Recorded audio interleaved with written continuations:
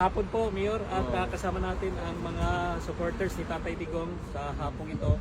So, kumusta po si PRRD? Ano po ang mensahe niya sa pangbayan?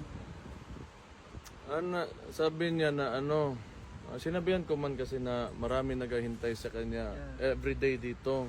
Masaya siya. Sabi niya, pag makalabas siya, he will personally thank you pag once he gets out.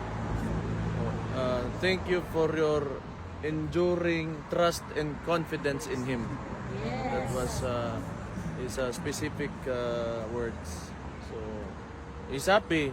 He's optimistic kasi nakikita niya. Kasi nga, nakukwento namin since nung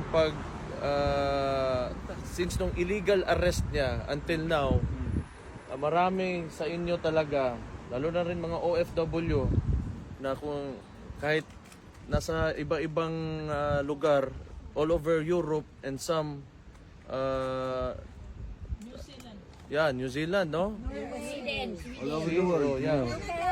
So marami sa atin na hindi from Netherlands but from really far away. So England, New York, Sweden, Germany. Ako Davao.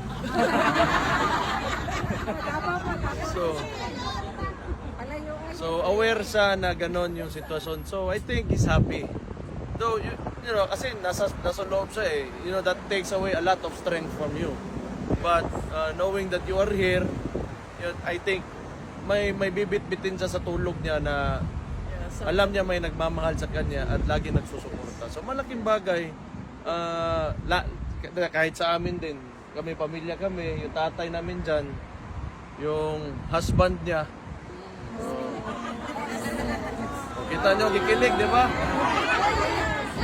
Anyway, okay naman. Masaya kami. You know, as a family, masaya kami na nandyan kayo because di naman tayo magkadugo. Diba? I know, but nobody ever told you to do this. No. I know that you're doing this out because gusto nyo lang and you really believe in him. Yes! So, maraming salamat sa inyo. Wala akong masabi. Siguro kung walang ganitong klaseng suporta from the Filipinos, ayaw ko na rin. You know, ang hirap eh. Ang hirap na sitwasyon. We are against an entire administration. So, hindi, pag wala kayo, wala. Baka bukas nga, wala na ako. Di ba? Hindi natin alam eh. But I know that my father and especially my sister also ngayon, na nandyan pa, is protected by the people. Yes!